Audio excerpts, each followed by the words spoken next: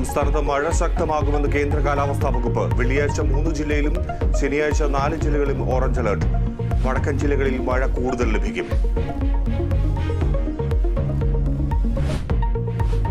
മാസപ്പടിയിൽ മുഖ്യമന്ത്രിക്ക് മകൾക്കും ഹൈക്കോടതി നോട്ടീസ്. നടപടി ആവശ്യമുള്ള അന്വേഷണം ആവശ്യപ്പെട്ടുള്ള മാത്യു കുഴൽനാടന്റെ ഹർജിയിൽ CMRL ഉൾപ്പെടെ എതിർകക്ഷികളെ നോട്ടീസ് അയക്കാൻ കോടതി നിർദ്ദേശം.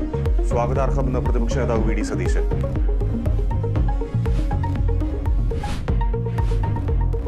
കുടിവെള്ളത്തിൽ അണുബാധയെന്ന സംശയം. കാക്കനാട് DLF ഫ്ളാറ്റിൽ 39 പേർ ചികിത്സ തേടി. 25 കുട്ടികൾക്കും രോഗബാധ. ജലസാമ്പിൾ ശേഖരിച്ച ആരോഗ്യവകുപ്പ് അധികൃതർ. ആശങ്കപ്പെടേണ്ട സാഹചര്യമില്ലെന്ന് ഫ്ളാറ്റ് അസോസിയേഷൻ. CPM സംസ്ഥാന സമിതി യോഗം തിരുവനന്തപുരത്ത് തുടരുന്നു. ലോക്സഭാ തെരഞ്ഞെടുപ്പിലെ തോൽവി പ്രധാന ചർച്ചാ വിഷയം. തെറ്റുതിരുത്തൽ നയരേഖയ്ക്കും രൂപം നൽകും. മന്ത്രിസഭാ പുനഃസംഘടനയും ഉപതെരഞ്ഞെടുപ്പുകളും അജണ്ടയിൽ.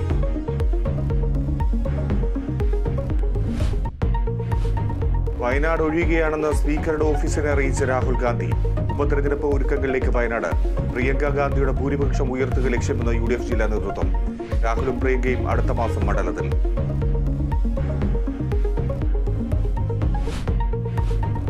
ഡാർജിലിംഗ് ട്രെയിൻ അപകടത്തിന് കാരണം ചരക്ക് തീവണ്ടിയിലെ ലോക്കോ പൈലറ്റിന്റെ പിഴവ്. സാധാരണ വേഗതയിൽ മുന്നോട്ടു പോകാൻ അനുമതി നൽകിയിരുന്നില്ല. റെയിൽവേയുടെ അന്വേഷണ റിപ്പോർട്ട് പുറത്ത്.